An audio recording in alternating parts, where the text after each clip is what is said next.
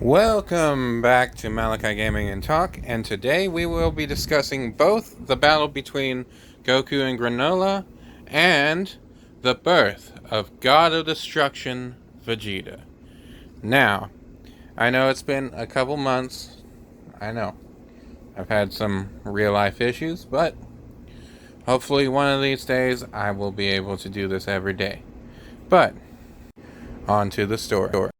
Goku was shot from afar by Granolah because Granolah has his sniper eyes, and Vegeta had to come in and use a sensu bean to revive him. And after he got back up, Granolah appears and is like, "Oh, I'm gonna destroy you, you evil Saiyans." And Goku is like, "Look, we don't work for Frieza." And Granolah's like, "Hey, BS.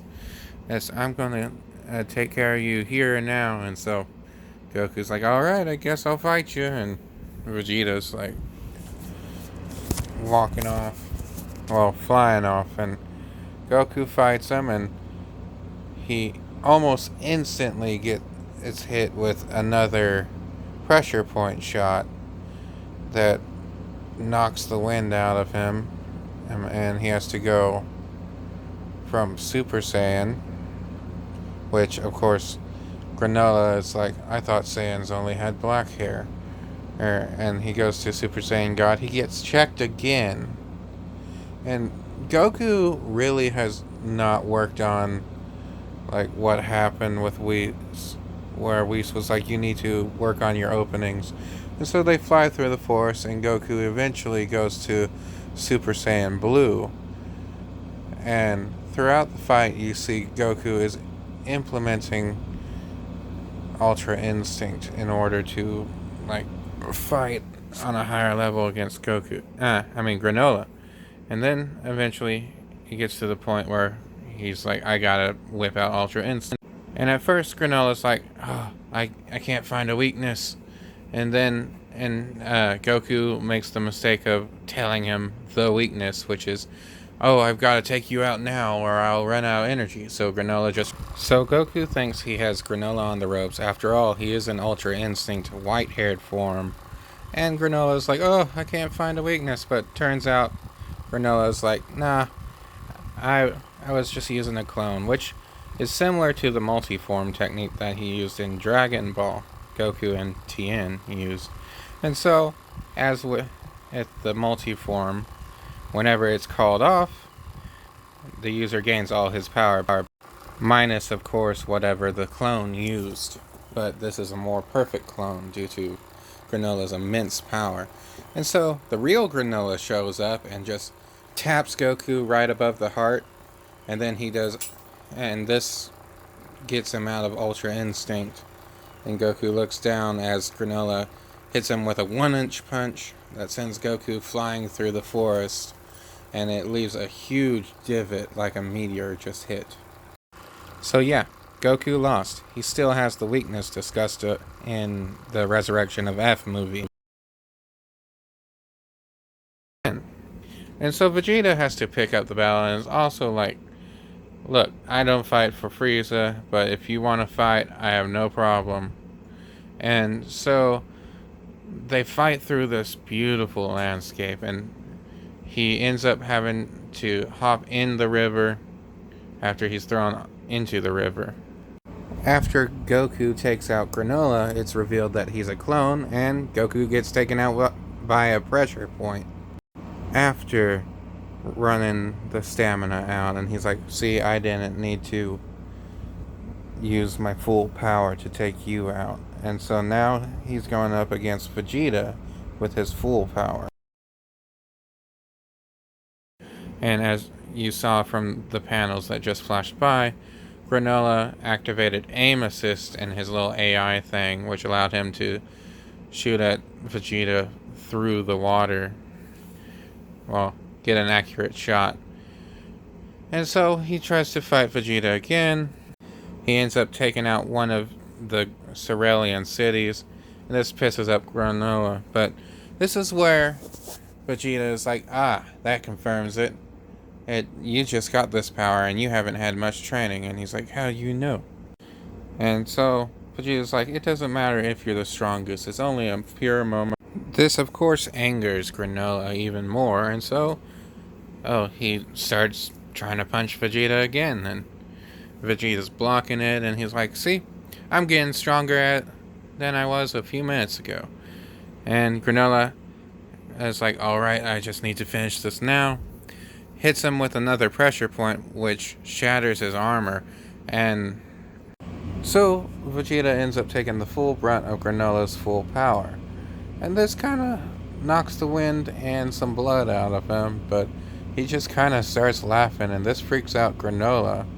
And he's just like, no people to protect, no planet, just fighting. This really brings it out in me. This brings back good memories, which scares Granolah even more. And I know I misquoted that. It's on the screen, but I forgot my glasses. And Granolah's like, what the hell are you? And Vegeta is just ready to fight. And so, he begins powering up. And this will look amazing once it's animated. A purple flame engulfs him, and this is where you see the birth of God of Destruction Vegeta. The column of flame towers above the forest, and as I've said before, the art in this is beautiful, and I can't wait to see it animated if it's done properly. At this time, Goku wakes up just in time to see the pillar of flame, and Granolah's like, what the hell is this? I can't seem to get rid of the pillar of flame with my ki blast. And then out pops an arm, a leg, and then out steps Prince Vegeta, God of Destruction candidate. Vegeta's hair is darker, which it will probably be purple in the anime. His eyes are probably a yellow color. The earring of God of Destruction is there. And this is where you see Vegeta has learned his lesson from his teacher. The God of Destruction taught me this. A power that is solely driven by instinct is limitless. And that's exactly what Beerus was trying to teach him. Now, here's what we can learn and observe from the recent chapters. Goku still has a long ways to go in his training.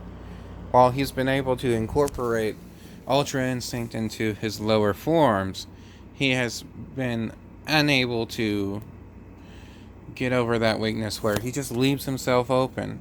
This has been talked about since Resurrection of F, when we rib shotted him in the movie / arc. While Vegeta has learned, he's not only able to block all the attacks except for that one that Granolah's been able to launch at him, he's more relaxed, and he's tapping into the old side of him while not going fully evil. He's learned how to control it, control his destructive tendencies, his battle instinct. He is now God of Destruction Vegeta. Goku, on the other hand, still has a long ways to go before he truly masters Ultra Instinct, even in his lower forms. Because if he truly masters it, Granolah might not be able to hit him at all. Just as Miris said, if he keeps going the way he is, he might not have anyone who can stand against him. To wrap this up, at this point, and although this may be contradictory to what Vegeta said in the chapter, where you just being the strongest is a moment in time, which is great character development for him, Vegeta right now is probably the stronger out of the two.